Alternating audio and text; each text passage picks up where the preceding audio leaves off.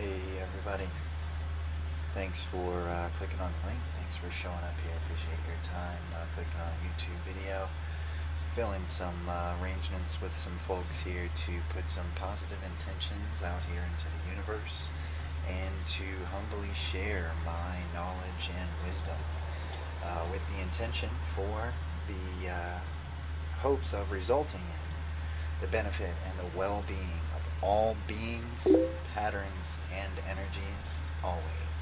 And if you know me at all, you know you'll hear that a lot, see that a lot. So once again, may this and all exchanges occur for the benefit and the well-being of all beings, patterns, and energies. So, bearing that in mind, I'm going to go ahead and play you guys a quick little Yidaki healing vibe here. So this part of the video may get a little bit louder, so I'm giving you a heads up right now. While you see me setting up on the Yidaki, you got time to turn your speakers down, and then when we're done setting back down, you can turn it back up. So just a fair warning right now. If you don't mind, you're just going to get blasted. So again, hopefully maybe it's a healing blast, helps you with some stagnant energies, or helps give you what you need to rise up peacefully and skillfully. And we'll get into that in a minute here. We'll talk about the relationships.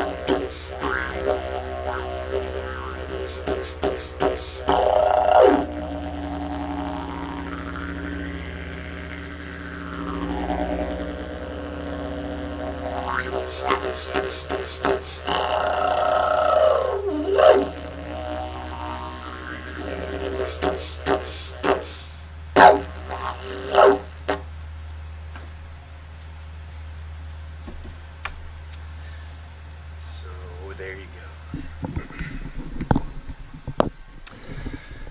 All right, so let's see if we can pick that up here. So today's topic is relationships. So we're going to talk about all different kinds of relationships and different ways to define them and all kinds of fun stuff. So before we get into that, I'm going to go ahead and start off with a little prayer that we like to say around here. So hopefully you'll enjoy it as well.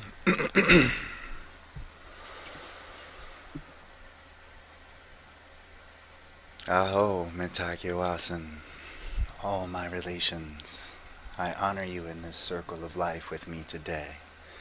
I am grateful for this opportunity to acknowledge you in this prayer. To the Creator, for the ultimate gift of life, I thank you. To the mineral nation that has built and maintained my bones and all foundations of life experience, I thank you.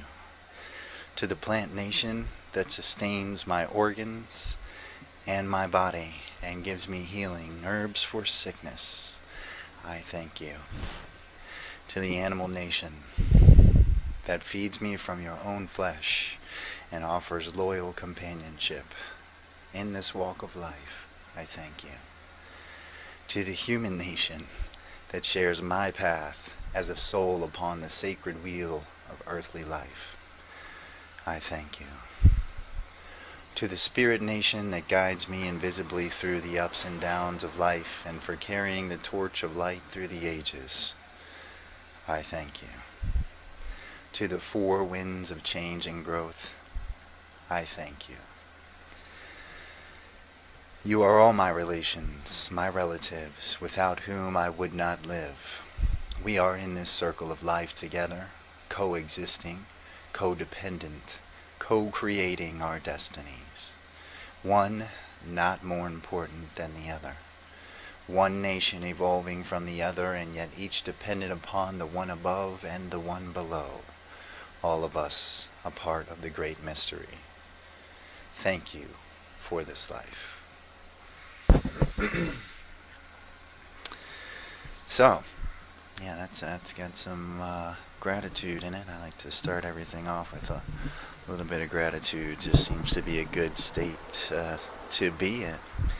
So, we're going to talk about relationships and the different kinds of relationships that there are. So, at the most basic level, I think most people watching this video and communicating here are going to understand relationships on two basic levels. The basic levels that we're going to talk about are the relationship to yourself, and then your relationship to the environment around yourself. So this is a rather broad term, environment, okay? So again, remember we have the self and we have the environment. Now, what is in the environment? We can include in the environment everything else. That was all the beings, the patterns, the energies we were talking about. We're talking about everything. So other people, they're part of your environment. Animals, they are part of your environment. Plants, most definitely part of your environment. Very big, important part. But again, one not more important than the other. All equally important. The earth, the spirits, everything around you is part of your environment. So again, we have either yourself or your environment. That's what you got to work with. So, coming to more skillful relationships with these two things, with understanding here.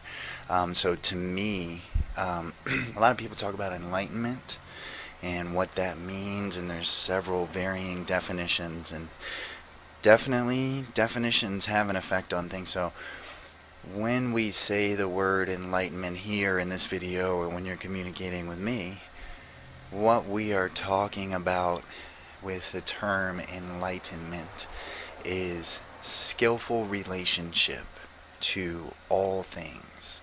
And we'll go back to what I like to say a lot, which is skillful relations to all beings, patterns, and energies. You can even go further into definitions: skillful relations to all experiences, skillful relationship to thought, skillful relationship to yourself, skillful relationship to your environment. Alright, now we're talking. So, one of the most useful relationships I've found is the sacred relationship. And how do we define that? So, I think it's pretty simple. It's pretty straightforward. So again, we are breaking it down to a very basic level. We have a relationship with ourselves, and we have a relationship with our environment.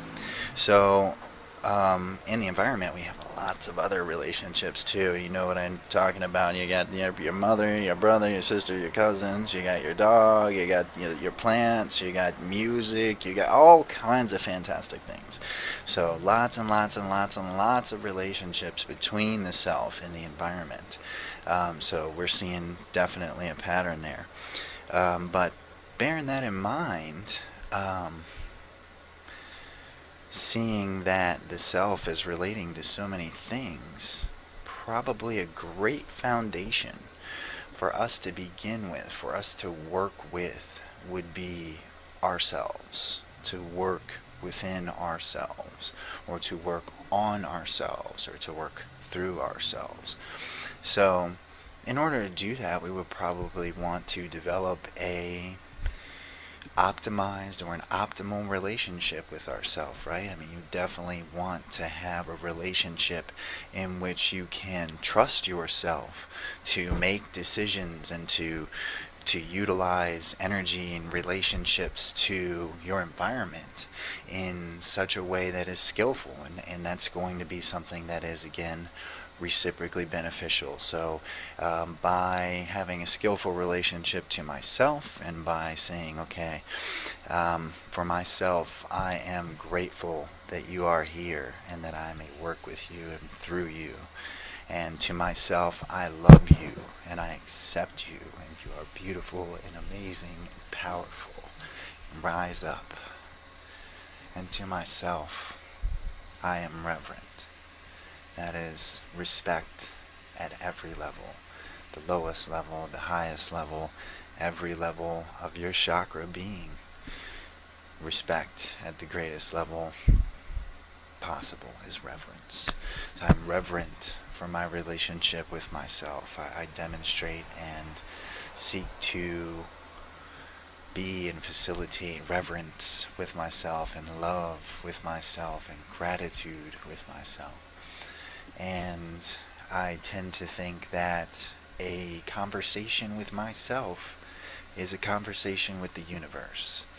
And that means that I need to be gentle with myself beyond a wholesome discipline.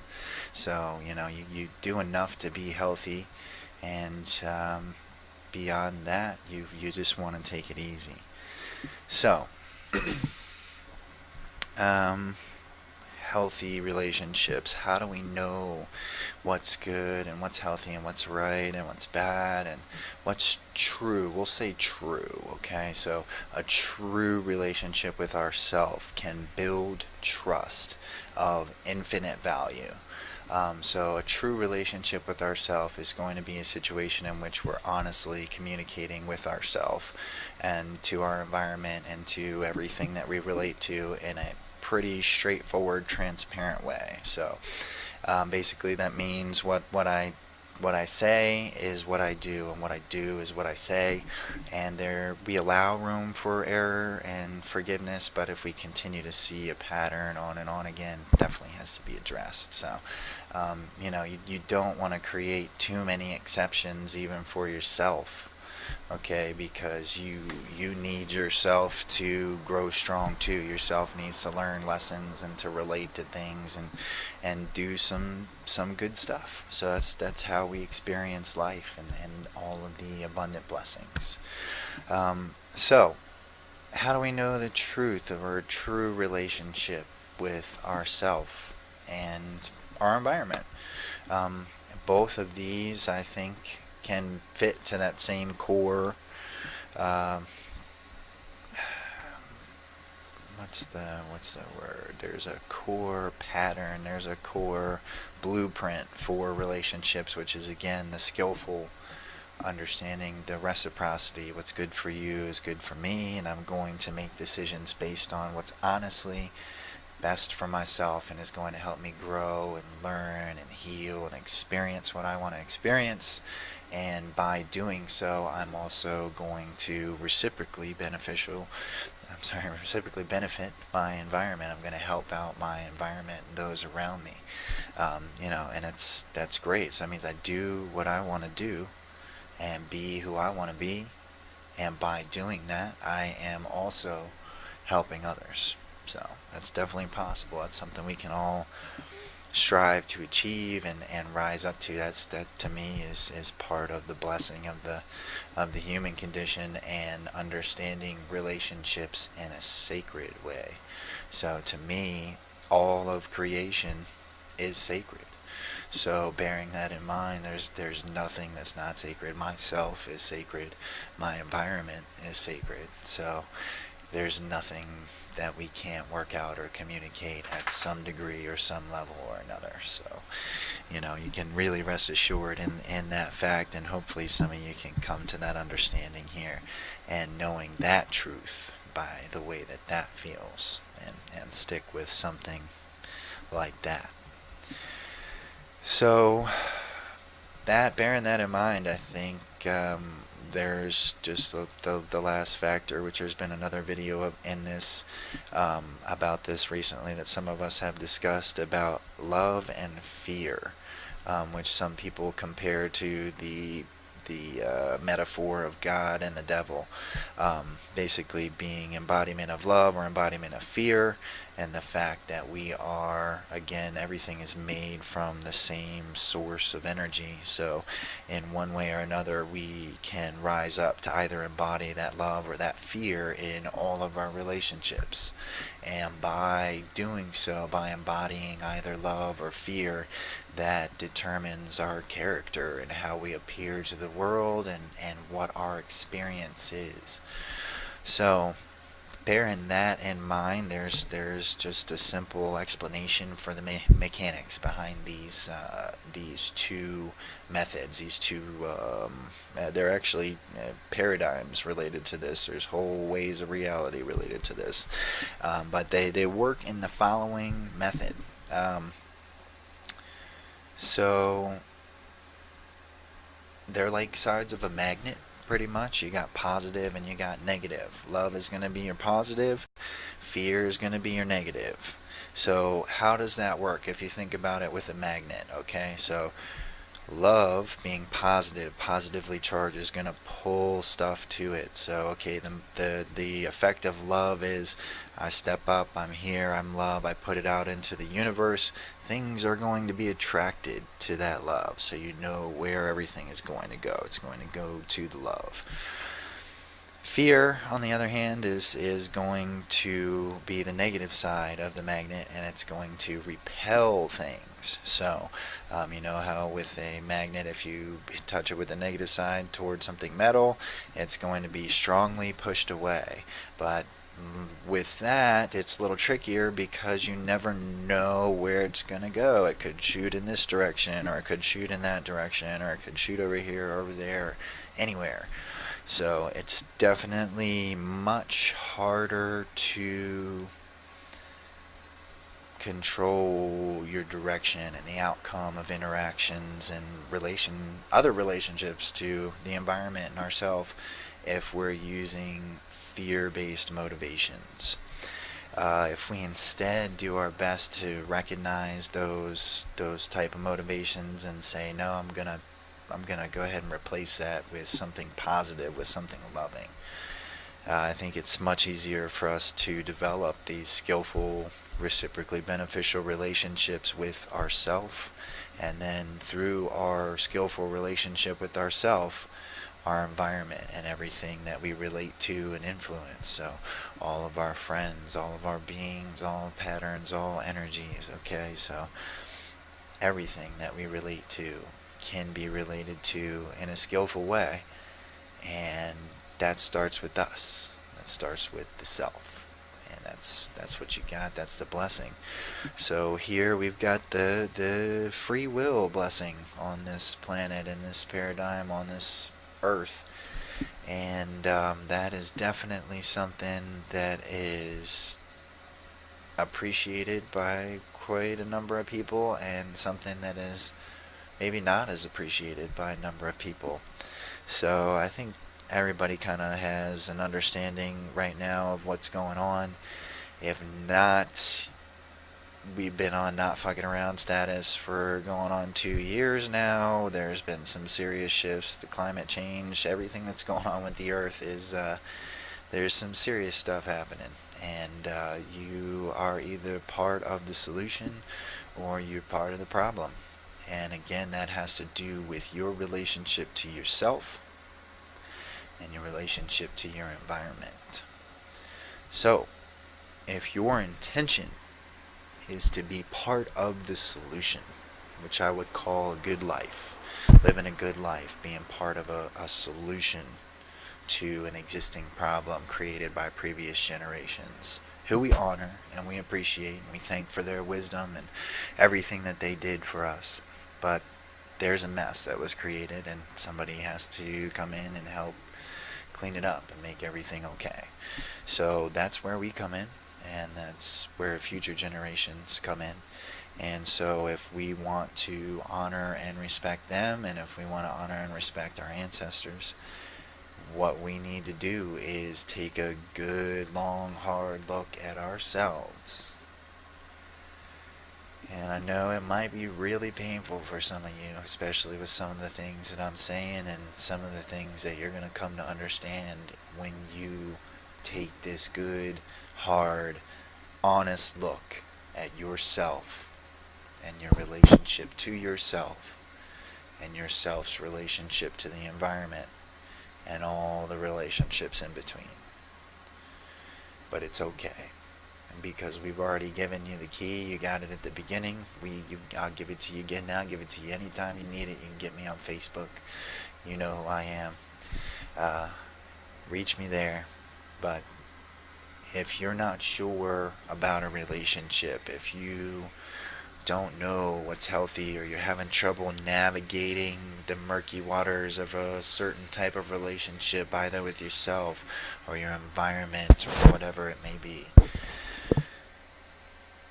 ask the question, ask the simple question, how does this relationship intend and result in the benefit and the well-being of all beings, patterns, and energies?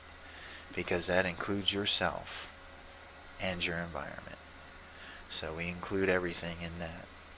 And we're looking at a simple solution. So that's basically it. Outside of that, you can have almost any other kind of additional things on your relationships. You can add and customize and make them as beautiful or as crazy or as just as wild as you want to. The only exception to building outside of that core is that the core must be respected. We must understand that we are sacred and life is sacred. We are sacred, and so is our environment. And when we understand that, we can embody a sacred relationship. And when we do that, we're living out of love. And we are able to live in a love-based paradigm with the abundance of living in love and peacefulness. And we, if anything, are only there to help those still stuck in a fearful paradigm to get out of it. So it's up to you. The shifts are happening all around you all the time. If this helps you, you go ahead and pay it forward. And let me know how it works out for you. So again, this is something that I hope really everybody's picked up here. We got our love and fear relationships.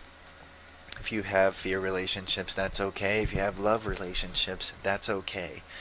The idea here is to have optimized relationships that are going to be intended for and resulting in reciprocally beneficial exchange and service. This is something that is going to be good for you, good for your environment, and as many relationships as possible.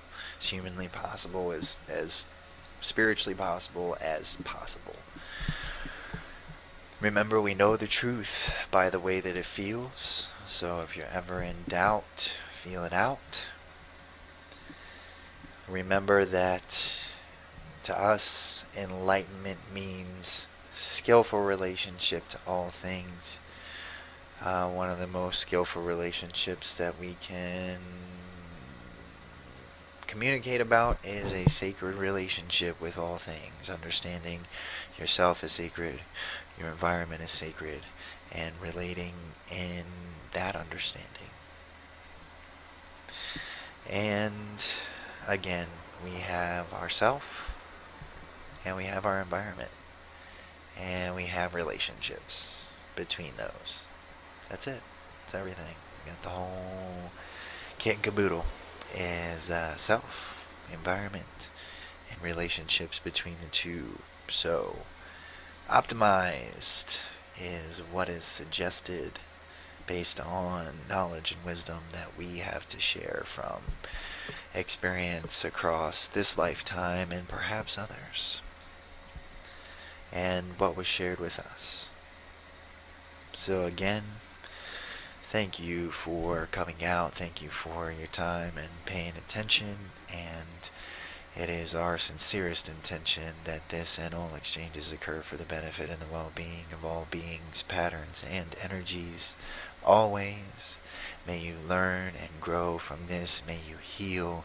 May you connect to a skillful relationship with yourself, a reciprocally beneficial, skillful relationship from yourself to your environment. And may you step up to rise up and know your power and rebuild your trust and learn that life can be a blessing far beyond our wildest dreams if we would just humbly, simply live and relate skillfully. Thank you so much. Namaste, cheers, and aho, itaku wasu.